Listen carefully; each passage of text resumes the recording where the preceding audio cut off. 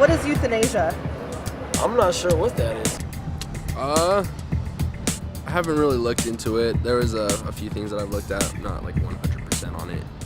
Euthanasia is putting someone to sleep, putting them down. It's like when I hear that, I think of putting a dog down, actually. That's when I hear that term, so. No, euthanasia is when they put people to sleep or something like that, right? Animals to sleep. Euthanasia, you mean by yourself or with assistance? I don't think it's the same as like with the chair and someone gets, I guess that's euthanasia too when you get put down that way, but I think of being put to sleep, as put under slowly. Your circumstances could change over the 10 years where you're not as healthy as you were before, or something else came along that said, well, now we can help you. Euthanasia is assisted suicide in those who have terminal cancers and that can't be cured. My name is Jo Toke, and I'm the Executive Director of Human Life Alliance.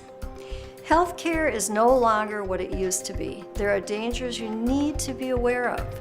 You may ask, why should I be concerned?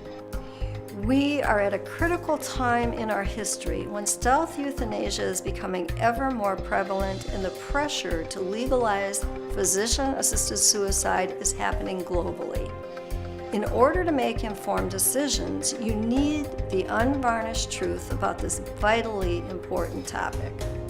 This video examines stealth euthanasia and assisted suicide from different angles and highlights the testimonies of those who have been most intimately affected.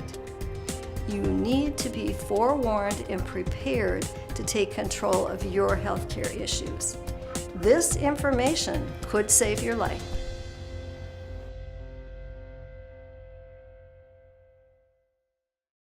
So as far as a living will or a durable power of attorney, I would definitely go with the latter. Just because my father recently, I was saying earlier, he just passed away from cancer. And towards the end of it, he was unable to make those kinds of decisions. He wasn't fully aware of what was going on around him. There was times where I walked in and he didn't even recognize me. So, what is he going to do as far as taking care of himself and making those kinds of plans if he's not all there? So we got the power of attorney signed over to us so we can make those decisions as a family. We sat down and we had talks about his care, hospice, selling his house and all that. And I feel like with power of attorney, we were able to make more of a family decision.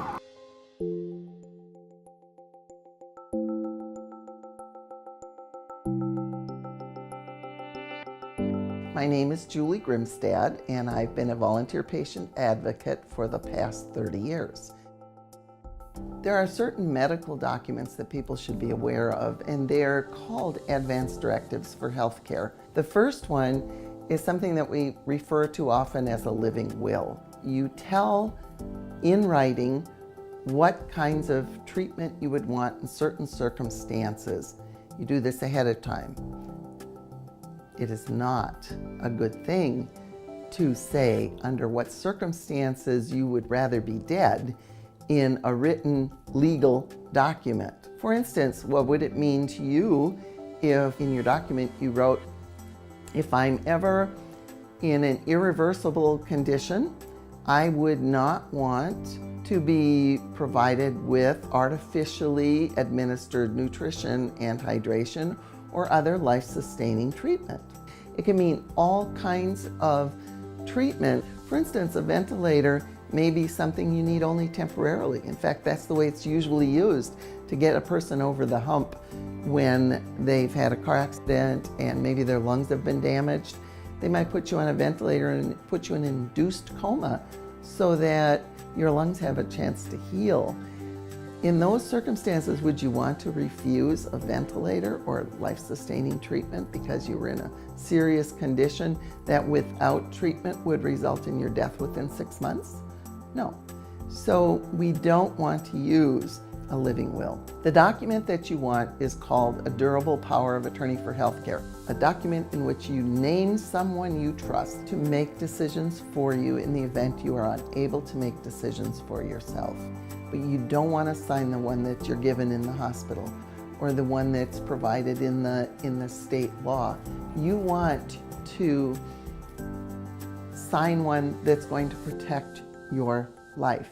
There is one that we recommend. It's called the Protective Medical Decisions Document. And in our Informed magazine, we describe what this document is all about. It does not allow your agent to make any decisions that would cause your death. Okay, how does that protect you? Well, obviously, your agent could be pressured by someone else to make these decisions. So it protects you, but it also protects them from being coerced into refusing treatment that might be beneficial to you. Another threat we have to be aware of is something called POLST, Physician Orders for Life-Sustaining Treatment. The POLST doesn't have to be signed by you. In most states, witnesses are not required, nor is notarization. So there's no witness present to know if the facilitator is checking the boxes appropriately or if you've consented to this. It's all the facilitator's word that you checked up these boxes.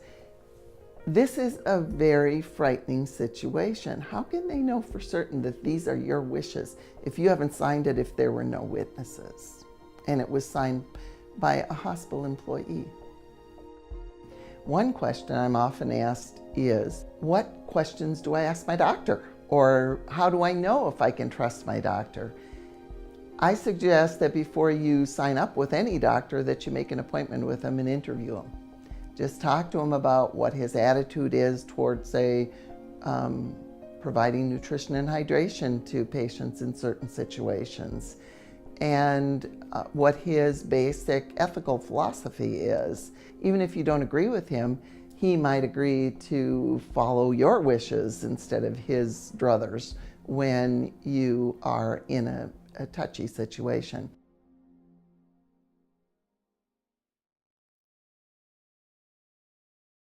I had a little sister. She was 6 months. She was premature. They said that she wasn't going to survive. She wasn't going to be, and the doctors offered the paper to my mom, saying that she's not going to live, sign the paper, help her die.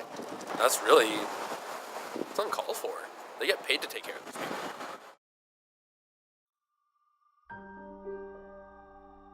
When I was 19 weeks pregnant, I went in for an ultrasound.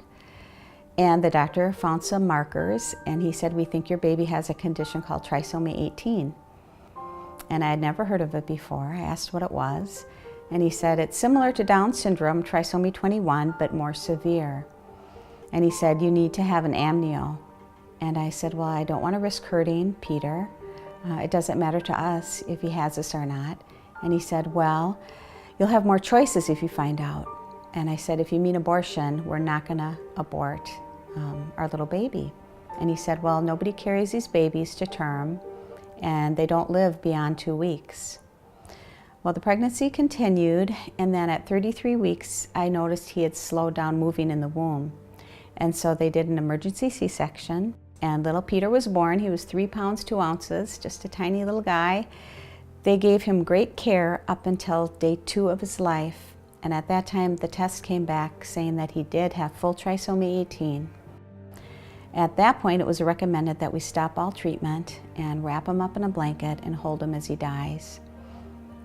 In the meantime, our daughter had gone on the internet and did some research, and she called me at the hospital and she said, Mom, there are kids living with this. She said, there's even some adults living with this. And I said, well, print off the stories and bring them up to the hospital. So the next day when the doctor came in, I had all these stories, and I said to him, why did you lie to me? And he said, well, we have to think about resources. He said, Peter will never contribute to society, and he'll be a horrible burden to your family. And we recommend that you just let him go. And I just cried. We took Peter home, and he was very small, and we took him into the pediatrician, for checkups quite frequently. And his pediatrician every time would say, Peter's going to die. Be prepared, he's going to die. And after a few years, I got so tired of hearing that, I asked him, Doctor, when are you going to die? And he said, what? And I said, well, you're so fond of telling me, that Peter's going to die. I thought maybe you knew when you were going to die too. And he quit saying that after that. In reality, Peter was the easiest of all our 11 children. I always knew where he was. He never talked back to me. He was just a joy and a great blessing. Unfortunately, the end of Peter's life was much like the beginning of his life. He had gone in to the hospital and they determined he needed to have his appendix removed. They did the operation and the surgeon came out and said Peter did great, that he got all the infection and that his heart was stable.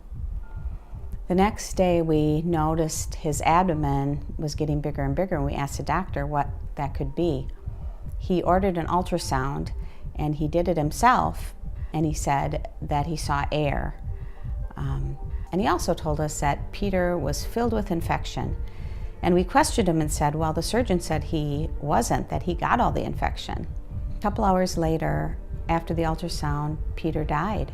All the alarms went off and my husband had gone home and he came back and he asked the doctor what happened. And the doctor said, well, it was the infection and his heart just couldn't take it. We knew something was horribly wrong with the way Peter died. We decided to get an independent autopsy done. The autopsy doctor cautioned us, saying, you know, in the majority of cases, I find nothing wrong. And we said, we hope that's what you find. Well, she called us back when she was done and she said, I was shocked by what I found. She said, Peter had almost a liter of blood in his abdomen. Your son bled to death. And I said, are you telling me Peter didn't have to die? And she said, yes, I believe Peter did not have to die. And we were devastated.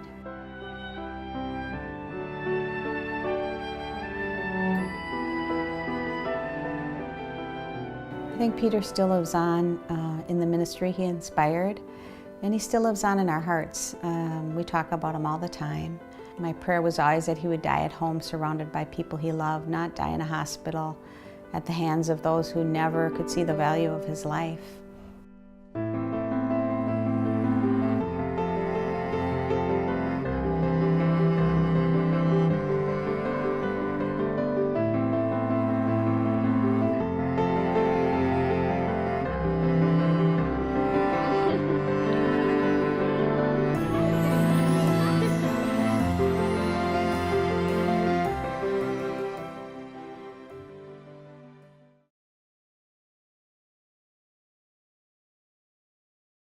But who's to say that even if you're in a vegetative state, that you're not aware of what's going on around you? And I've also heard stories of, you know, people being in comas who were completely aware of everything that was going around them, but they weren't able to speak, they weren't able to move, they weren't able to do anything, and then they, you know, pulled through years later and they came and told these stories about, like, I remember this, I remember that.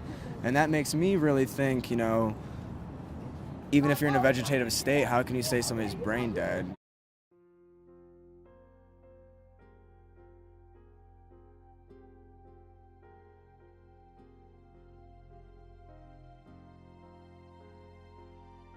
My heart had stopped.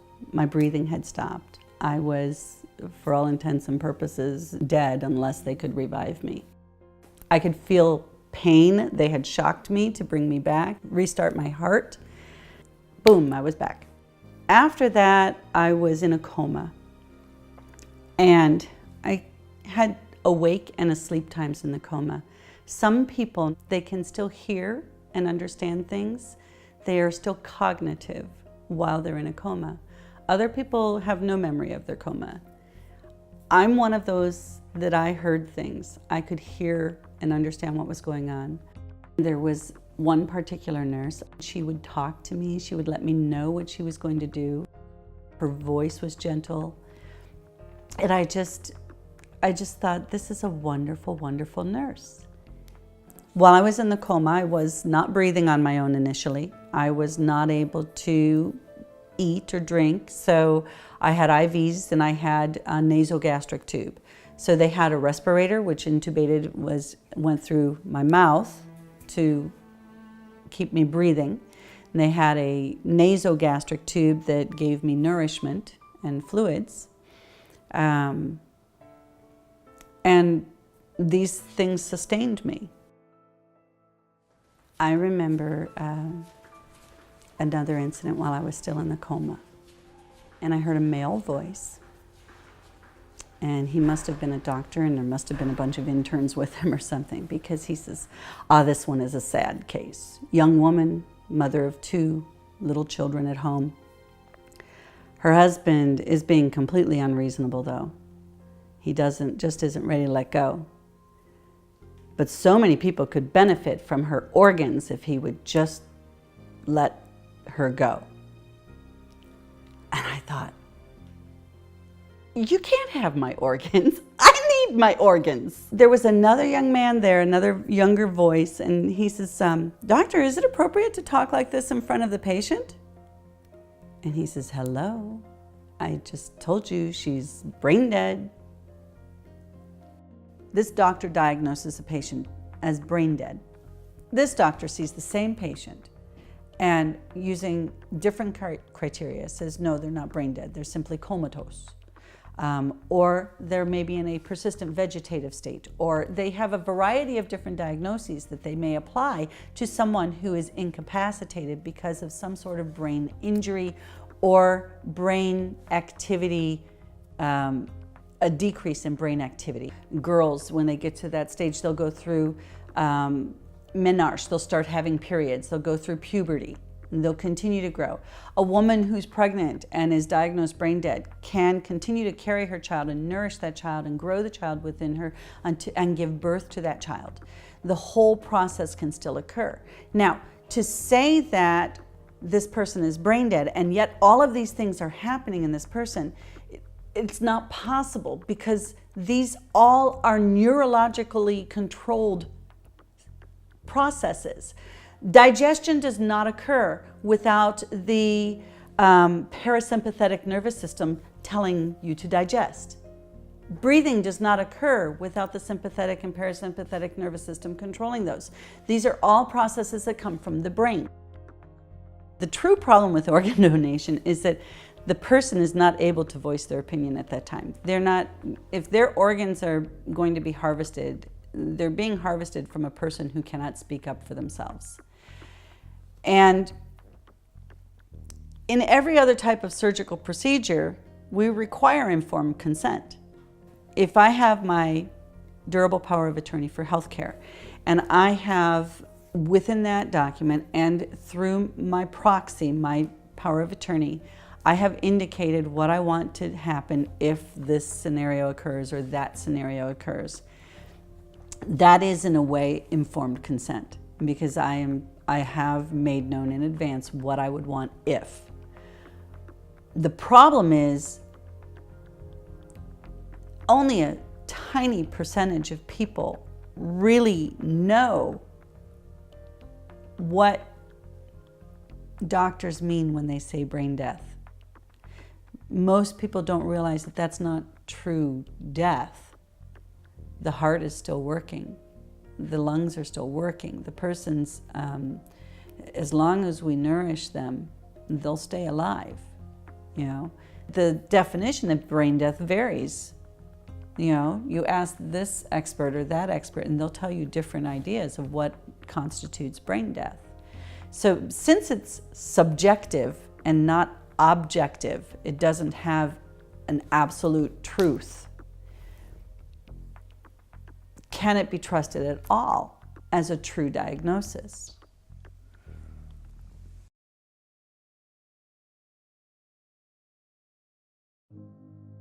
Somewhere along the line, somebody realized this was a lucrative business, this organ donation and procurement and transplantation.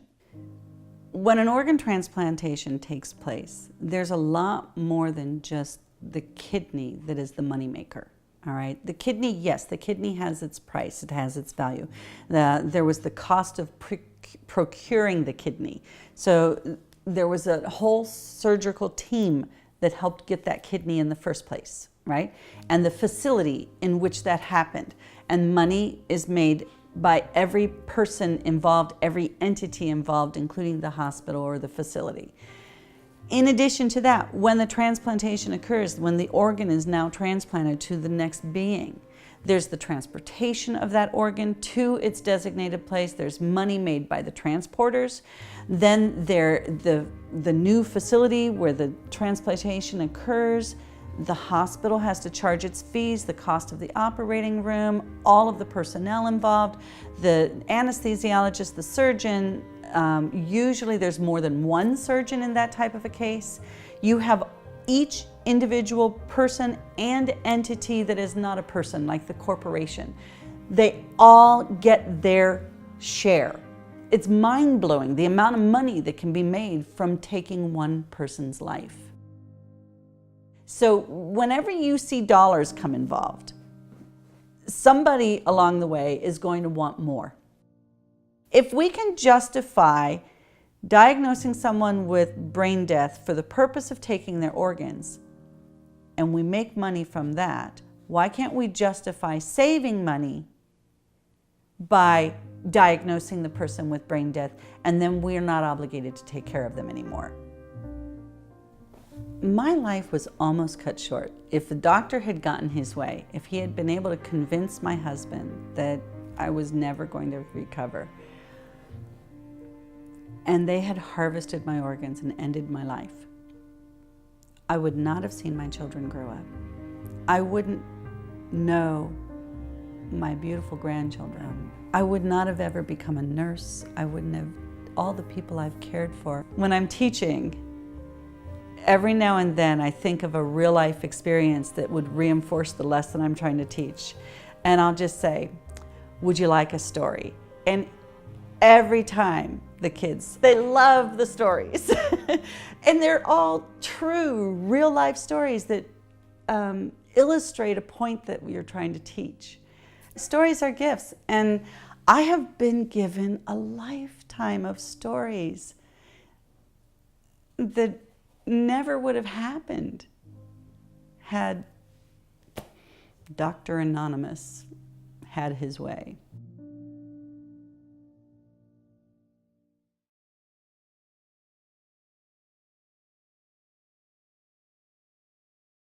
What's physician-assisted suicide? I only know one word in there, and that's suicide. Other than that, I'm not too sure. Physician-assisted suicide. I guess that's right along the lines with euthanasia, but I don't personally feel like it should be done at all.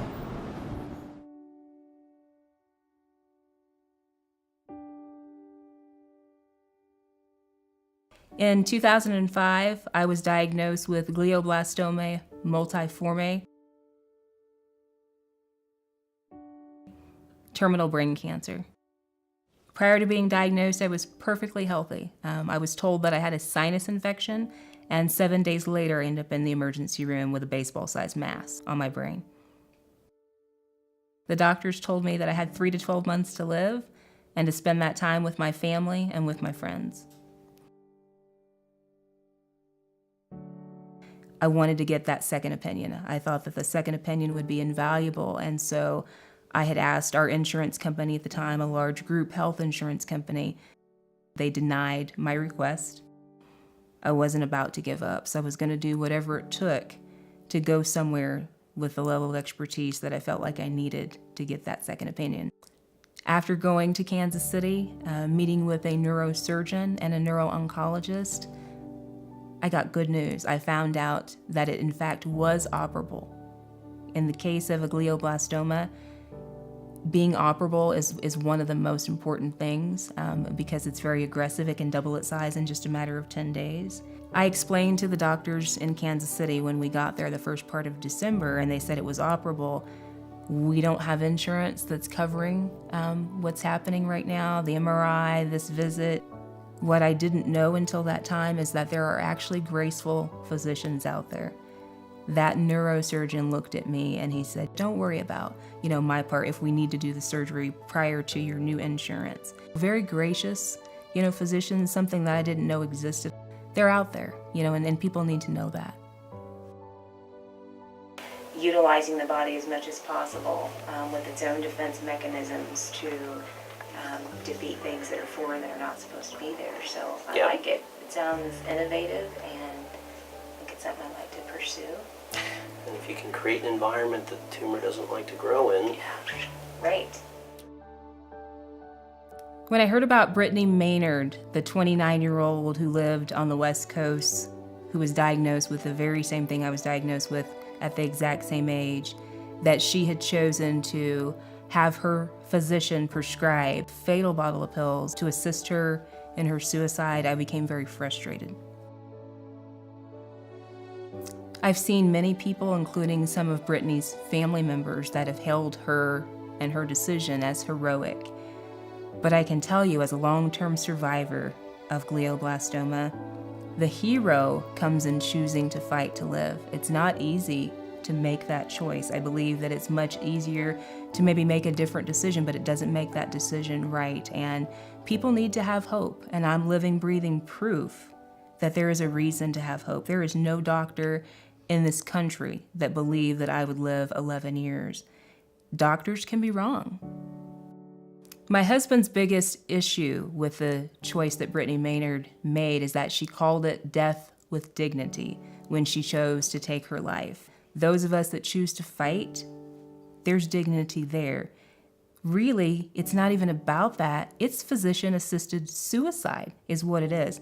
How can you possibly say that, choosing to take your own life by using pills that are fatal is dignity? It's really physician-assisted suicide. And I think if we call it anything else but that, we're trying to hide what it truly is. What Miss Maynard decided to do, I believe, was take a shortcut. She could be me 11 years later, but she chose to make a very different decision.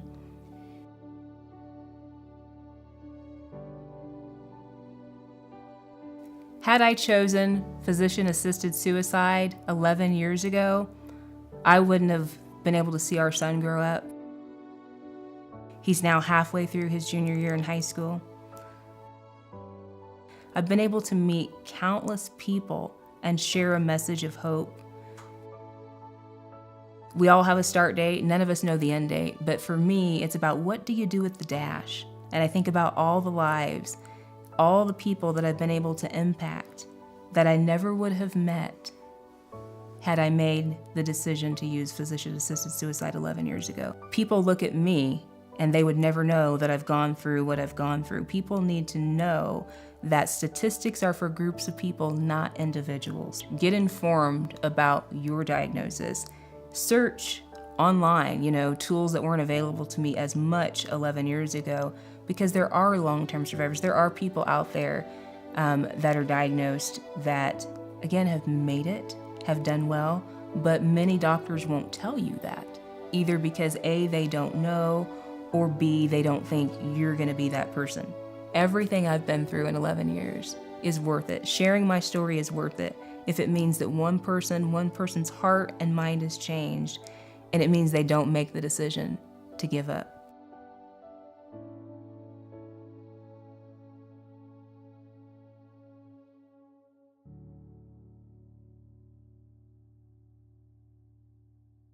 What are your thoughts about doctors giving medication to help people kill themselves, essentially? Doctors doing that for people? Yeah, I'm not okay with that at all. Physician-assisted suicide is just a pretty title to me. So, but you're really killing folks.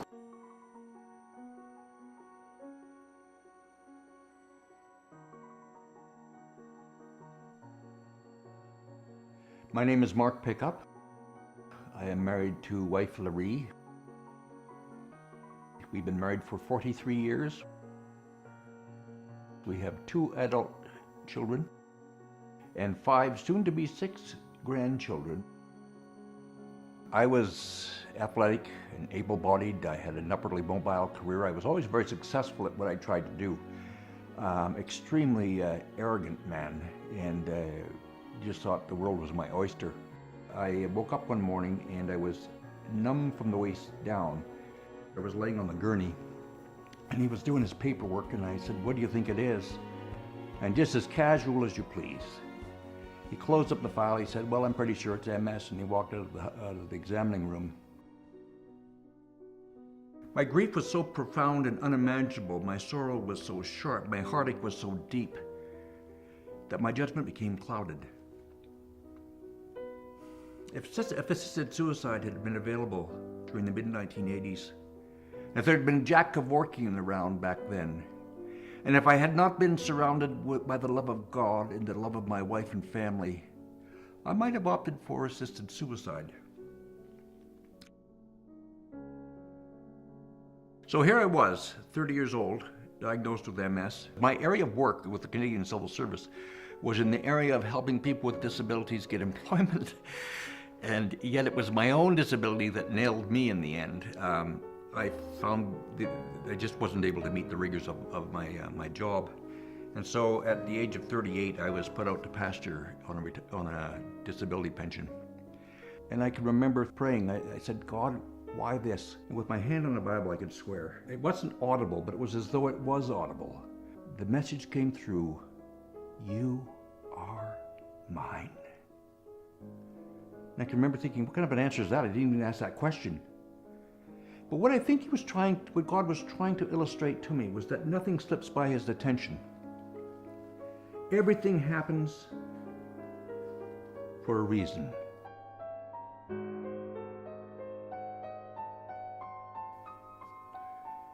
Throughout 30 years of MS, I have observed grief, both my own and other people's. But there was a parallel grief journey that was happening with my family, particularly my wife.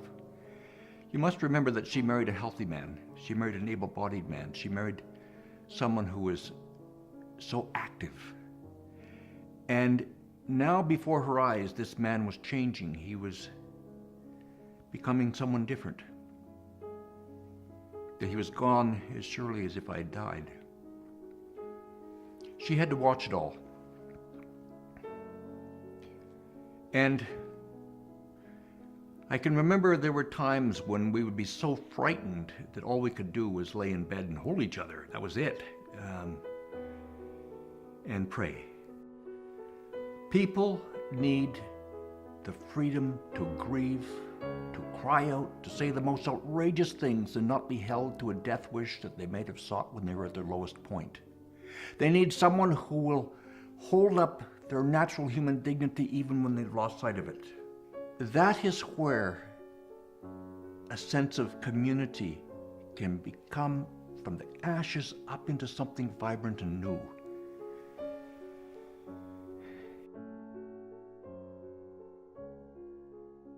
Suicide, whether it's assisted or not, never affects just the individual. It never does. If I choose assisted suicide, it will affect my wife, my children, my grandchildren. It'll affect my doctor because I'll ask her to stop being my healer and become my executioner. It will affect my community and my nation by helping to entrench the notion there is such a thing as a life that's unworthy to be lived. I don't have a right to do that to people.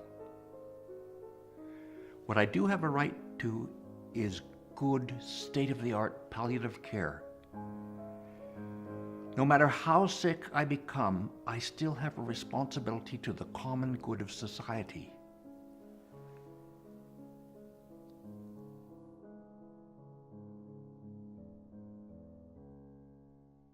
Dear Dr. B, I can hardly bring myself to write these words, but a dark reality requires it.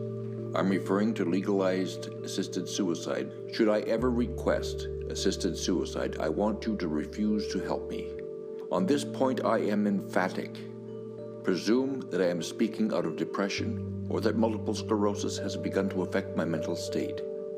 I would not make such a request in my right mind. If, in your judgment, I am suffering from depression, please get me the counseling I need. Protect me from myself or others who would take my life before my natural death.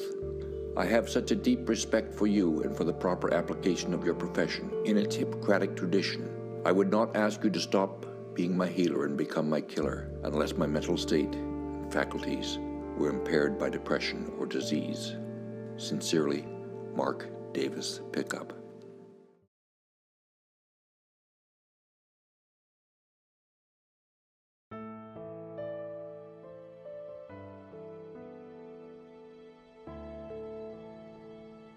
When a person gets a diagnosis of life-threatening issue, suicide is a permanent solution to a temporary problem.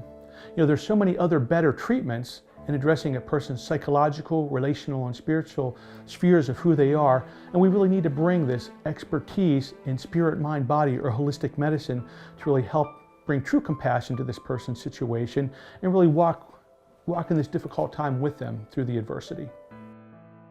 To me, when a person is asking for PAS or considering physician-assisted suicide, they want to know that they're still valuable, that their life still has meaning and purpose.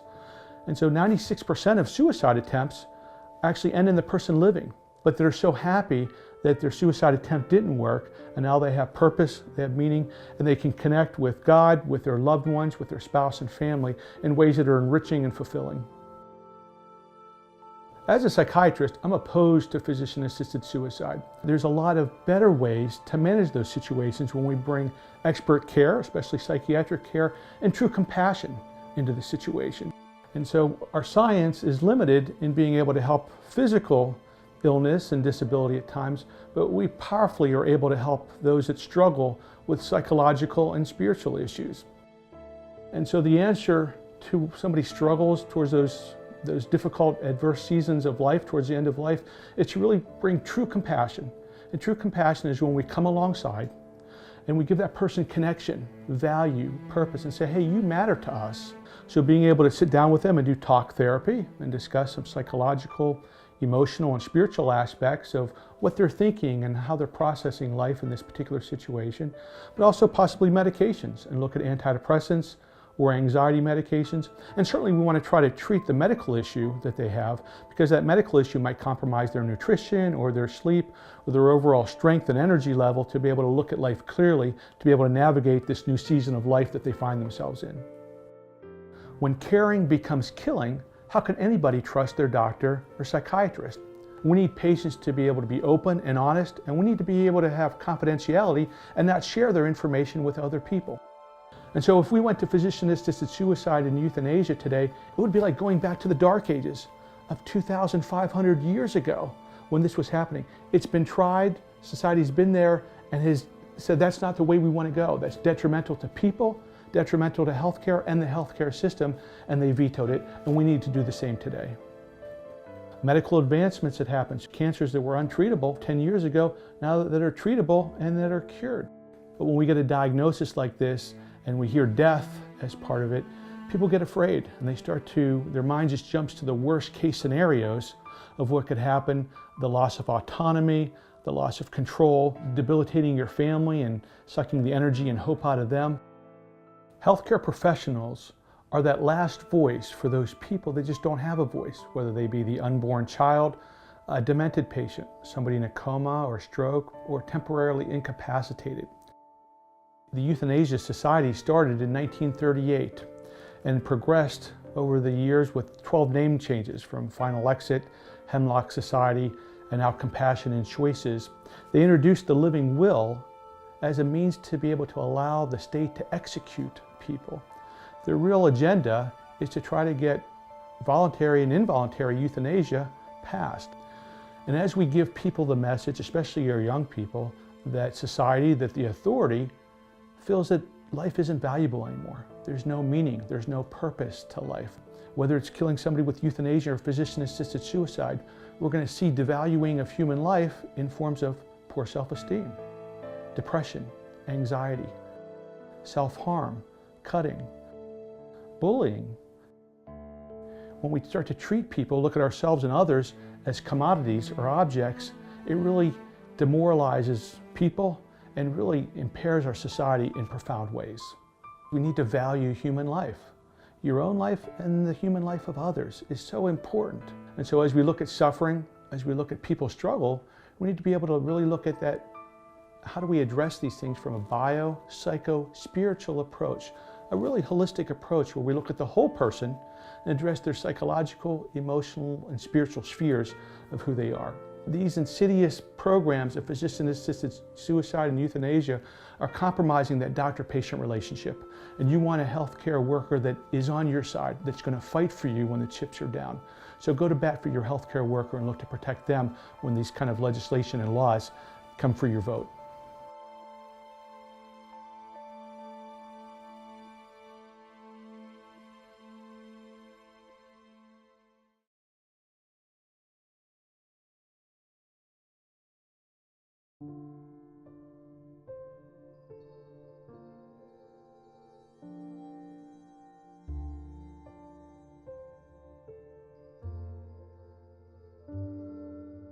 What is hospice today? It can be provided in your home, it can be provided in a nursing home, it can be provided in a hospice facility. There are many different ways that hospice care can be provided to you or your loved one. So you would think that an industry that focuses on helping the family would be an industry that you could rely on and trust. But unfortunately, things have changed since that beginning. These are the things that we have to be careful of. Is the hospice nonprofit or for-profit? Most hospices caught for insurance fraud are for-profit hospices. Find out if they've ever been convicted of fraud, which means that they were charging for services that they did not provide. This not only is fraudulent, of course, but this means that your loved one is not getting any of those services. And also, many for-profits are governed by shareholders concerned about returns on their investments. As a result, money is often allocated away from the patient to increase profit. If the hospice employs marketers, this is often an indication that they are more interested in keeping money in the bank than in providing services to patients. If you're asking them about different services and they repeatedly say, no, we don't provide this, we don't provide that, is most likely cutting costs at the bedside. Another question you'll want to ask is what type of services are provided? How often will each of these services be provided? Get these details in writing. Will these services be provided by the same individual throughout the course of your care? Is that hospice going to administer, in this case, medication directly, or are they simply leaving orders for someone else to administer that medication who may not understand the way it's supposed to be administered? It can result in death of the patient. One of the hospices that we dealt with stated clearly that everyone who comes in is immediately put on a regimen of morphine and Ativan. Everyone, regardless of the situation. Be very careful of this. You want your loved one to be treated for whatever he or she is suffering from, not terminally sedated, not having their food and water removed, at which point they will die of dehydration and starvation rather than the disease or the illness that they were being treated for. The person that I may feel comfortable communicating with may be someone that you may not feel comfortable communicating with at all. So keep in mind, if it's not you, if it's your loved one, how do they communicate? Do they like someone who sort of hovers? Do they like someone who is very comforting in speaking with them? And so try to pick people who will put your loved one at ease. One of the most common calls that we receive at Human Life Alliance are from people whose loved one has gone into hospice. They have been diagnosed with perhaps up to 6 months to live. They are alert, they are communicative, they are able to eat and drink, feed themselves, and within 24 hours, all of this is gone. They are comatose, they are not responding, they are not communicating, and food and water has been removed. Why would this happen? The thing to remember is that with Medicare, in the last 7 days of a person's life, that rate of pay increases. It's far more profitable for the hospice, and it frees their staff. There's far less care for the patient. They profit both ways. When death is imminent, and we're talking about hours or days, not weeks or months, There are times where a person needs to have their medication increased in order to control that pain. That's not done to hasten death. In this case, there truly is a need for higher doses of medication to keep that person comfortable. So one of the most important things I can say to you is be there whenever you can. You need to observe the care. You need to ask questions. It's just human nature that staff will typically treat your loved one differently if they know the family is very involved.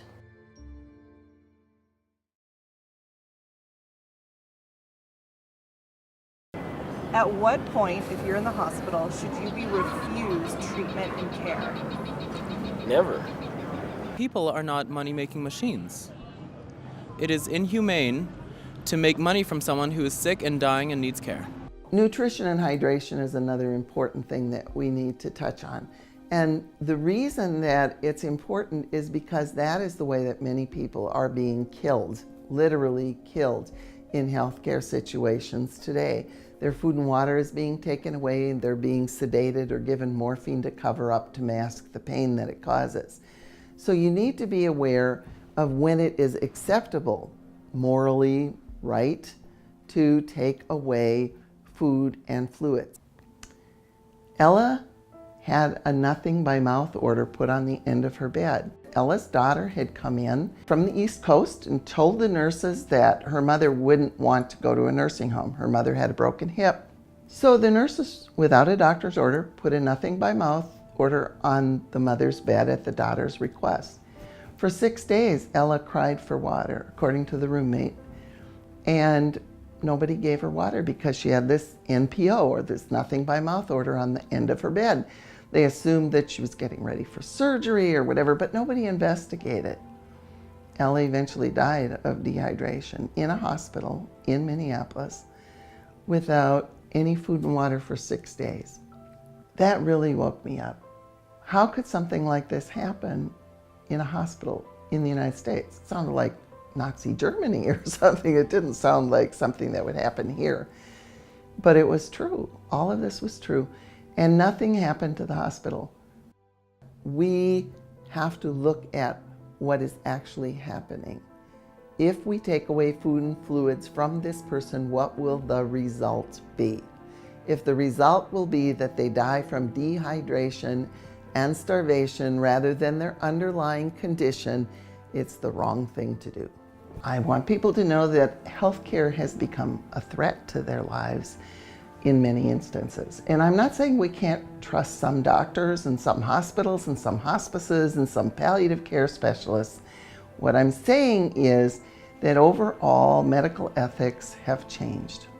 They've changed from a sanctity of life ethic to a quality of life ethic.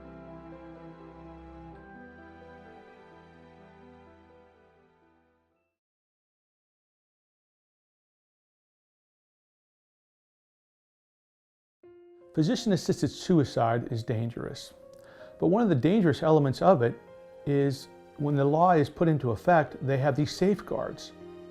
So one of the primary safeguards is the definition of terminal illness.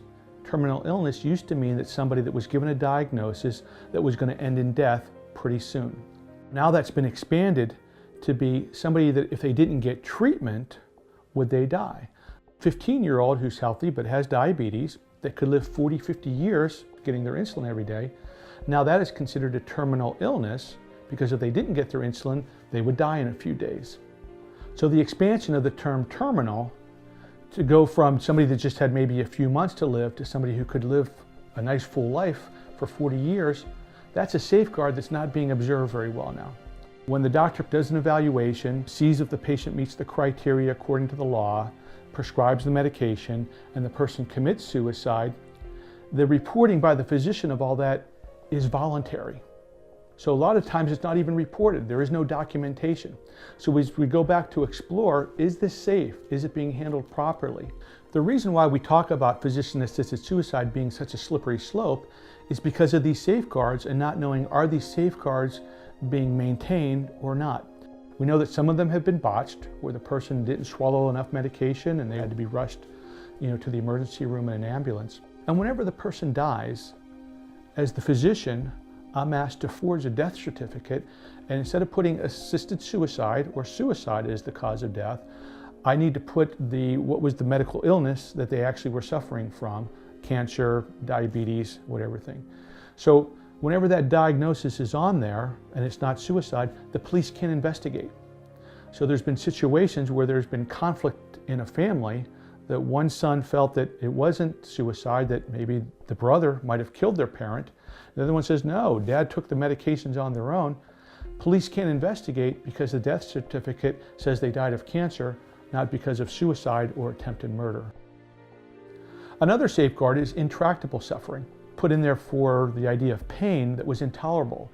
But now intractable suffering could mean psychological, emotional, or relational pain as determined by either the patient or the physician evaluating. Another safeguard is competence of the patient. So as we look, if a person was having a struggle psychologically, they should go to a psychiatrist for an evaluation. From my point of view, anybody who gets this life-threatening diagnosis and is thinking about suicide already shows us that there's some psychological struggle that's significant enough for them to think of suicide. That should mandate a psychiatric evaluation. But only 3% in Oregon in the last report were referred to a psychiatrist for evaluation. Another key parameter is how long you have to wait from presenting to the doctor the first time to be evaluated and then presenting the second time to get your prescription.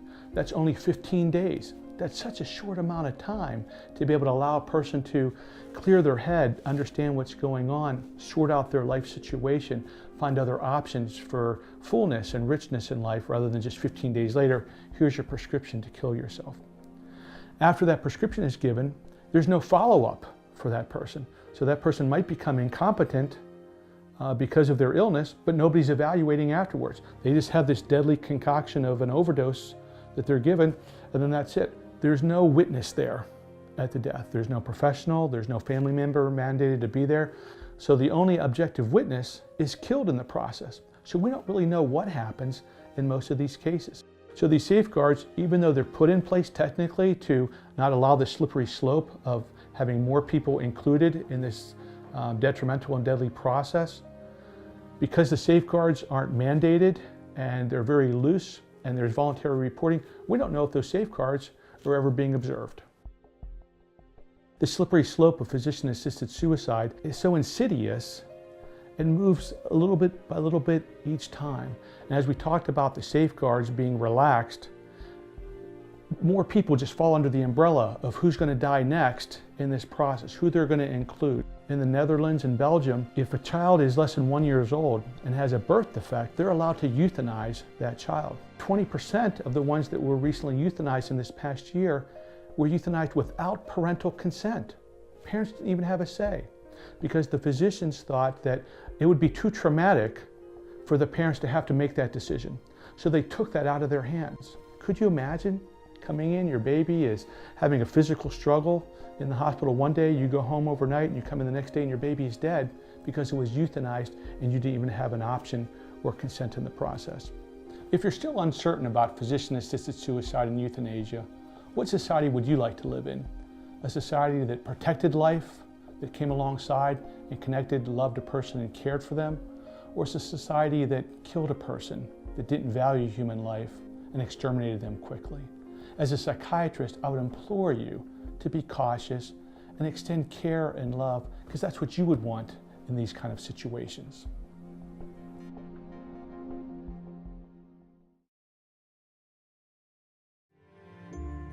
Often, when these decisions need to be made, the individual and or the family is sleep deprived, emotional, high stress. We urge you at these times to seek counseling, to seek help. Try not to give in to those who are trying to rush you, who are trying to push you into making a decision that you're not comfortable making at that point. If you want someone to talk with, if you want to run situations by us, please feel free to call us with questions or concerns. You are fearfully, wonderfully made, and you're here for a reason. You are fearfully, wonderfully made, and I'm for you. These hands will protect you, not hurt or neglect you, and you truly matter. You are fearfully, wonderfully made, and I'm for you. I'm for you, precious you. I am all at your courage and strength. I'm for you, and I'll see you through. You are fearfully, wonderfully made, and you're here for a reason. And the reason my name I proclaim is to promise you